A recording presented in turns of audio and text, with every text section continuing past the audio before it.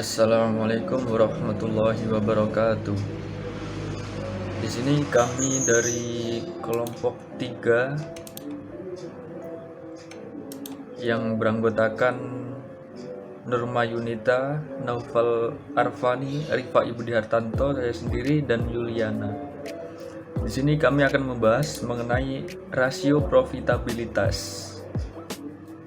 Nah, seperti yang kita ketahui, tujuan utama perusahaan profit terutama adalah mencapai keuntungan atau laba dengan maksimal.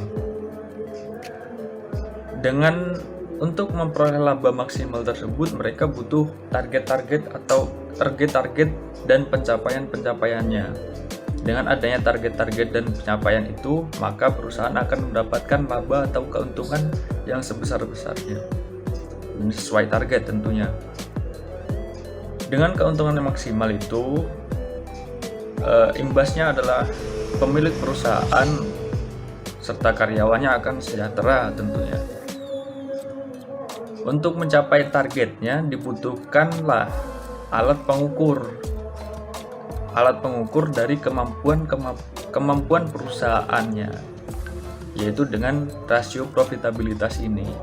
Nah, apa itu rasio profitabilitas? Adalah rasio atau perbandingan untuk mengetahui kemampuan perusahaan untuk mendapatkan laba dari pendapatan terkait penjualan, aset dan ekuitas berdasarkan dasar pengukuran tertentu.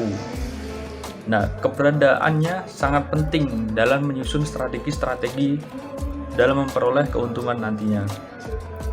Nah, dalam pengukurannya digunakan perbandingan dari sumber neraca ataupun laba rugi. Hasil dari rasio ini nantinya digunakan sebagai acuan evaluasi perusahaan sehingga kedepannya perusahaan dapat melakukan perbaikan yang berkala. Sekian dari saya mengenai pengertian dari sedikit penjelasan dari apa itu rasio profitabilitas. Assalamualaikum warahmatullahi wabarakatuh. Perkenalkan, nama saya Nurma Yunita. Di sini saya akan menjelaskan tentang rasio pengembalian aset atau return on asset ratio. Jadi, tingkat pengembalian aset merupakan rasio profitabilitas untuk menilai persentase keuntungan atau laba yang diperoleh oleh perusahaan terkait dengan sumber daya atau total aset, sehingga efisiensi perusahaan dalam mengelola asetnya bisa terlihat dengan persentase rasio ini. Adapun rumus dari ROA yaitu ROA sama dengan laba bersih dibagi dengan total aset. Sebagai contoh, misal pada perusahaan A diketahui total asetnya itu 20 juta, laba bersihnya 160 juta. Jadi perhitungannya yaitu laba bersih dibagi dengan total aset. Jadi 160 juta dibagi dengan 20 juta sama dengan 8%. Jadi ROA-nya yaitu 8%. Assalamualaikum warahmatullahi wabarakatuh. Di sini saya akan menjelaskan tentang ROE, yaitu Return on Equity atau return pengembalian ekuitas. Return on Equity rasio atau ROE merupakan rasio profitabilitas untuk menilai kemampuan perusahaan dalam menghasilkan laba dari investasi pemegang saham perusahaan tersebut yang dinyatakan dalam persentase. ROE dihitung dari penghasilan atau income perusahaan terhadap modal yang diinvestasikan oleh para pemilik perusahaan atau pemegang saham biasa dan pemegang saham preferen. Return on Equity menunjukkan seberapa berhasil perusahaan mengelola modalnya atau net worth, sehingga tingkat keuntungan diukur dari investasi pemilik modal atau pemegang saham perusahaan. ROE yaitu rentabilitas modal tersendiri atau yang disebut rentabilitas usaha. Rumus Return on Equity adalah ROE sama dengan laba bersih setelah pajak dibagi ekuitas pemegang saham. Adapun contohnya sebagai berikut. Berdasarkan laporan keuangan yang diterbitkan per tanggal 31 Desember 2018, PT Arvani Sentosa yang bergerak di sektor konstruksi memiliki laba bersih setelah pajak sebesar 500 juta. Total ekuitas para pemegang saham adalah sebanyak 1 miliar. Berapakah rasio pengembalian ekuitas atau return of equity atau ROE di PT Arvani Sentosa? Jawab,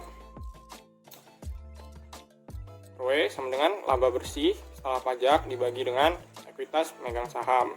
Nah, di sini laba bersih setelah pajaknya adalah 500 juta dibagi dengan ekuitas pemegang sahamnya sebesar 1 miliar rupiah. Hasilnya adalah 0,5 terus 0,5 dikali 100 untuk dijadikan persen. Hasilnya adalah 50%. Jadi rasio pengembalian ekuitas atau return of equity PT Arvani Sentosa adalah sebesar 50%. Sekian, terima kasih. Baik, nama saya Yuliana. Di sini saya akan melanjutkan pembahasan dari materi sebelumnya. Di sini saya akan membahas tentang net profit margin.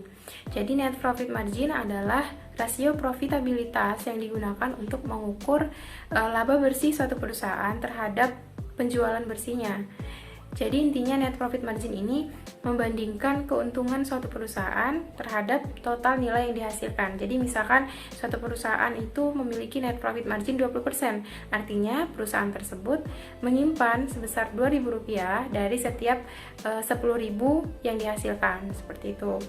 Kemudian net profit margin ini memberikan analis gambaran mengenai stabilitas keuangan suatu perusahaan. Jadi semakin tinggi net profit marginnya berarti menunjukkan bahwa perusahaan tersebut telah menetapkan harga produknya dengan benar dan mampu mengendalikan biaya dengan baik, seperti itu.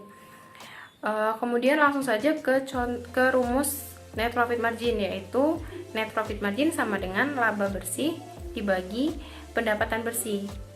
Langsung saja ke contoh perhitungan net profit margin. Nah, untuk net profit margin ini saya ambil contoh PT Tabungan Pensiun Nasional Syariah atau BTPN Syariah berdasarkan laporan keuangan tahunan per tanggal 31 Desember 2019 yang menyatakan bahwa laba bersih BTPN Syariah ini adalah sebesar 1.399.634 rupiah.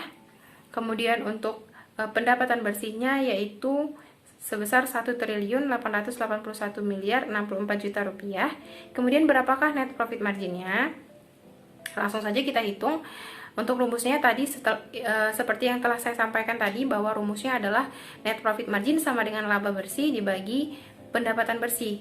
Jadi net profit marginnya adalah laba bersihnya yaitu 1.399.634 rupiah dibagi pendapatan bersihnya yaitu 1.881.064 rupiah, maka hasilnya adalah 0,7440. Kemudian kita persenkan dengan kita kali 100, maka hasilnya menjadi 74,40%, seperti itu. Jadi net profit margin perusahaan ini adalah 74,40%. Itu saja yang bisa kami sampaikan.